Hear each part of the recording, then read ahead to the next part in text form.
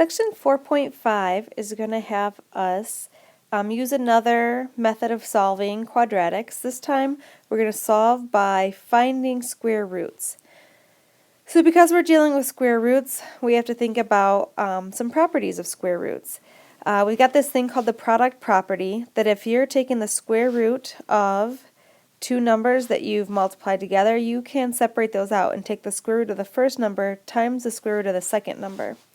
For example, square root of 27 is equal to, it's really the square root of, I'm just going to show all the steps, 9 times 3, which breaks apart into the square root of 9 times the square root of 3.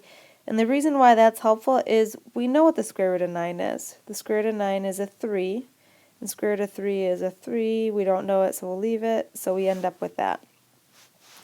We've also got this quotient property. Quotient deals with fractions. If you're taking the square root of a whole fraction like this, you can break it apart. Take the square root of the top number, square root of the bottom number. So for example, square root of 7 over 25, you can take the square root of 7 over the square root of 25 and think about them separately. Square root of 7, we don't know what that is, so we'll leave it as the square root of 7, but the square root of 25 is 5. And so that would be our final answer there. When we simplify radicals, we want to remember the numbers that we know the square roots of. These are called perfect square numbers. We've got 4, which is 2 squared, 9 is 3 squared, 16 is a 4 squared, 25 is a 5 squared, and this list continues. We would do 6 squared next to get 36, 7 squared is 49, 8 squared is 64, and so on, and we can just keep this list going as high as we need it to go. So when you simplify a radical, we use some of the properties from the last slide. For example, the square root of 12, we can break that apart into two numbers. And what I'm going to do is I'm going to look up here and say, what's the biggest perfect square number that will fit into a 12? And in this case, the only thing that fits in is a 4. So I can break apart that 12 into a 4 and a 3 because 4 times 3 equals 12. But the reason why that square root of 4 is the way I wanted to approach this is because we know what the square root of 4 is. Square root of 4 is 2, and square root of 3 stays as the square root of 3. So our final reduced radical is 2 root 3. If we look down here at the square root of 32, same idea. Let's break it apart into two square roots, and then we look at our list and say, all right, what's the biggest number here that will fit into 32? And we might say, oh, 4 fits in, but is 4 the biggest number? So we keep looking, and then we say, oh, 16. That's the biggest number that fits in. So 32 breaks down into a 16 times 2, and the square root of 16 is 4, square root of 2 is 2, so we end up with a 4 root 2.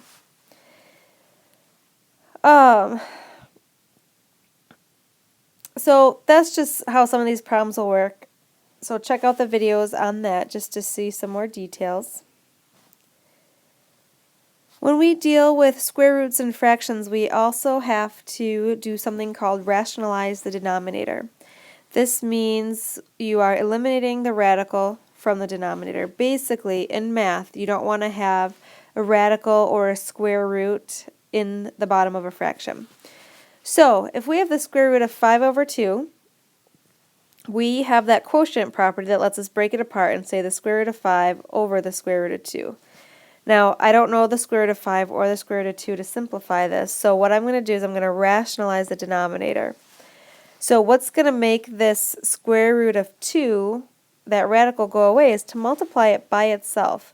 I'm going to multiply it by a square root of 2, because the square root of 2 times the square root of 2 is the square root of 4, which is 2. And in the end, we would end up without a radical down there. So the only thing we have to keep in mind is, well, with a fraction, whatever you do on the bottom, you want to make sure you do the same thing on the top so you don't change the value of your fraction. So that will be a square root of 2 on the top and bottom. We already simplified the denominator, so the numerator we would do the 5 times the 2 and get the square root of 10. And then we would say, oh, I wonder if the square root of 10 reduces. Do any perfect square numbers fit in? Your 4, 9, 16, 25. None of those do, so that will just stay as a square root of 10. Now some people might like to take this answer and say, oh, but 10 divides by 2 into 5. But it's not a 10, it's a square root of 10.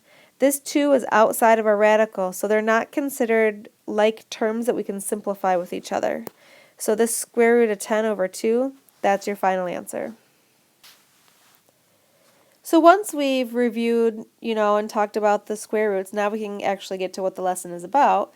Solving an equation by using square roots. That means that at some point in the process, you're going to be taking a square root to solve.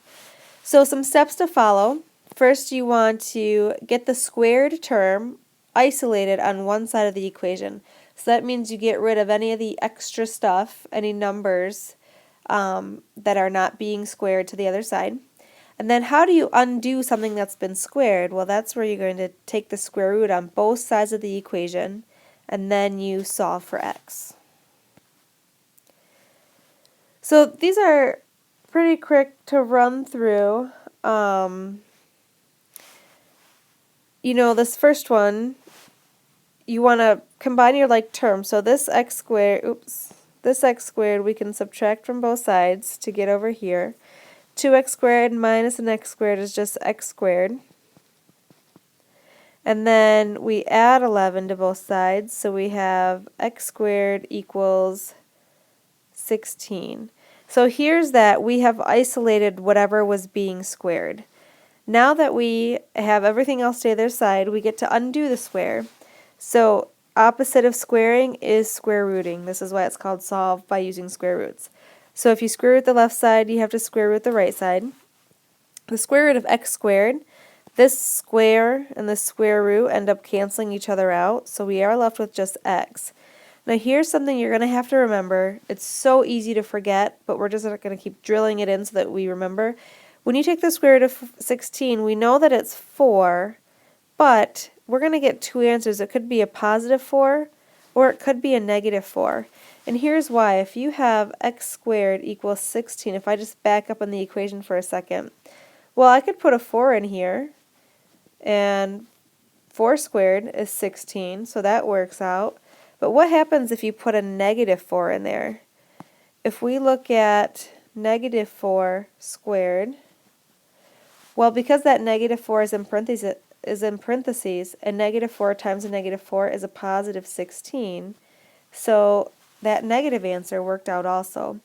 Anytime you take a square root, if you have an x squared like that, you are going to have two answers, so we need that plus or minus 4, or plus or minus whatever the number is every time.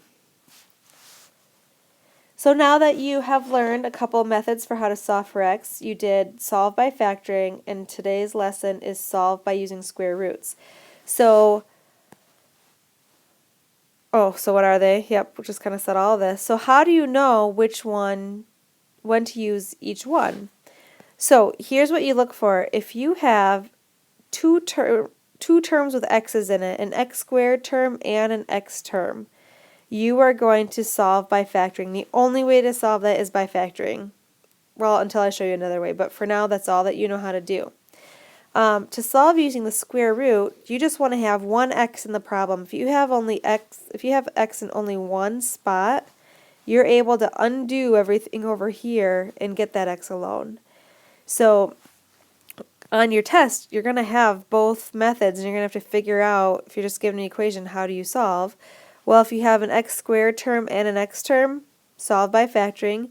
If you have x in just one spot where you can undo everything, like just solving an equation, it's going to be solving using square roots.